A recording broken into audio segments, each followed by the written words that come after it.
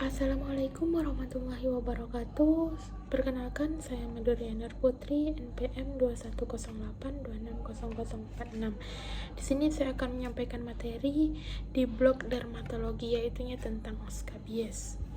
Nah, skabies merupakan suatu kondisi kulit menular yang mana disebabkan oleh Sarcoptes scabies. Jadi Sarcoptes scabies ini merupakan suatu tungau yang berbentuk opal dan rata dengan 8 kaki yang akan melekat pada permukaan ventral cephalothorax. Dua pasang kaki pertama itu memiliki cakar yang sangat kuat. Dia itu berwarna putih mutiara atau putih krim yang tembus pandang.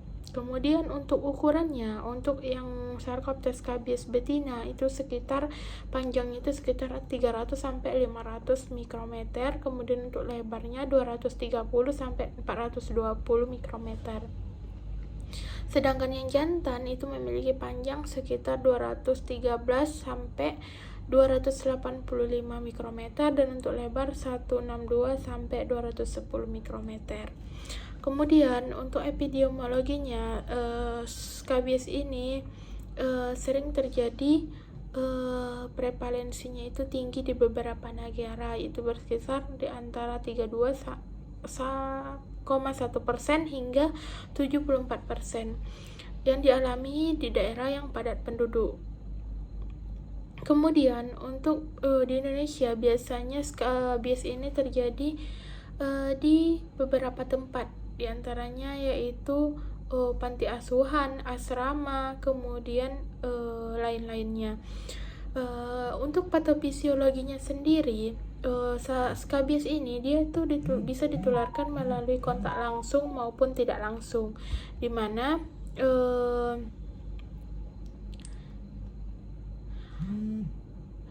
dia itu pertama Sarcoptes scabies jantan dan betina dia akan masuk ke permukaan kulit, kemudian setelah kawin, Sarcoptes scabies jantan dan betina dia akan menggali lorong dangkal yang disebut dengan terowongan. Nah, itu untuk yang betina, sedangkan untuk yang jantan apabila betinanya sudah bertelur dia akan mati. Kemudian setelah beberapa hari, 2 sampai 3 hari,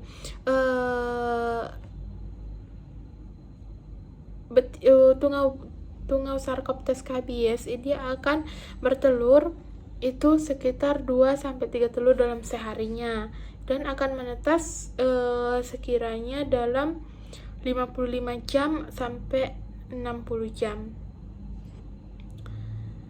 Kemudian untuk menegakkan skabies ini kita memerlukan gejala klinis, kemudian pemeriksaan fisik dan pemeriksaan penunjang.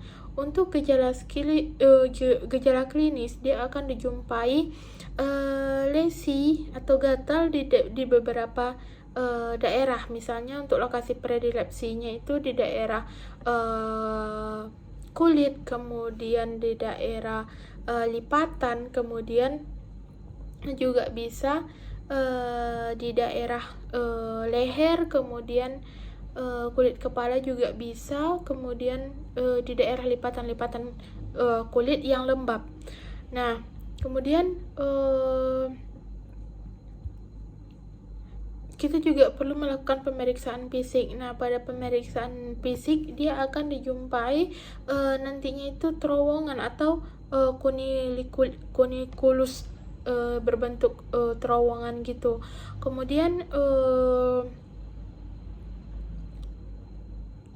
untuk pemeriksaan penunjang itu kita gunakan pemeriksaan kerokan kulit dan akan dijumpai tungau ataupun telur dari Sarcoptes scabies. Nah, untuk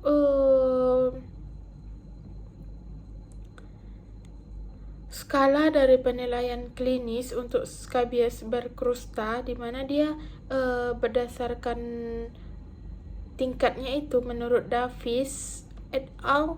Dia membagi gejala klinisnya itu kepada 3 tingkat, di mana tingkat pertama dia skabiesnya itu bergerak ringan, di mana dia biasanya di pergelangan tangan, sela jari atau kaki saja dengan kurang dari 10% total luas permukaan tubuh.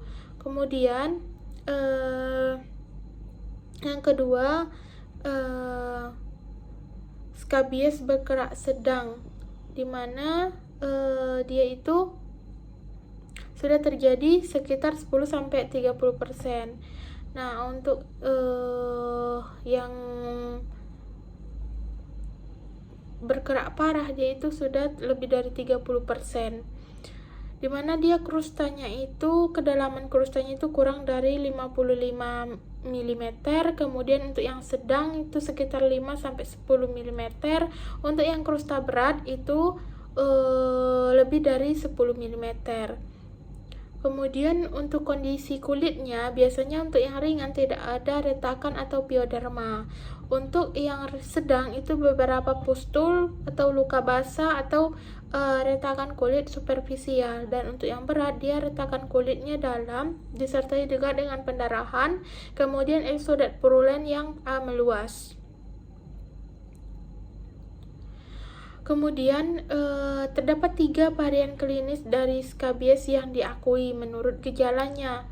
Nah, dia itu ada yang klasik atau sederhana, kemudian skabies berkrusta atau propus, dan ada yang nodular. Untuk yang klasik biasanya dia muncul garis-garis dan vesikal aja.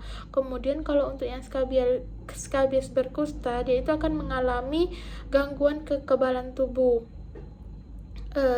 Umumnya dia tidak gatal yang membuat diagnosis sulit, sehingga sulit untuk mendiagnosisnya. Kemudian untuk yang ketiga ada skabies nodular, di mana dia itu ditandai dengan adanya nodul eritema dengan diameter 2 cm. Varian ini paling jarang ditemui. Biasanya terjadi di daerah bokong, kemudian lipatan paha ataupun ketiak, yang sebagai respon dari hipersensitivitas. Kemudian untuk tata laksana dari skabies sendiri itu kita berikan krim permetrin 5%, itu untuk pemberiannya 1 kali dalam seminggu, dioleskan ke seluruh tubuh, kemudian dibilas setelah 8-10 jam pemakaian. Nah, ditambah juga dengan topikal steroid. Sedangkan untuk tata laksana non farmakologinya itu kita kita berikan perbaikan higienitas diri maupun lingkungan sekitar kita. Kemudian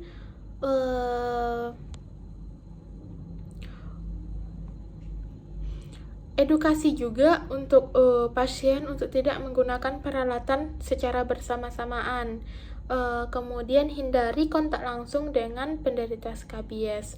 Untuk pencegahannya, ada pencegahan primer, jaga kebersihan badan, pakaian, dan lingkungan sekitar kita, hindari kontak fisik dengan penderita skabies. Kemudian untuk penderita skabies sebaiknya tempat tidur, pakaian, spray, selimut, handuk, dan lain-lain untuk perlengkapan pribadinya itu dipisahkan.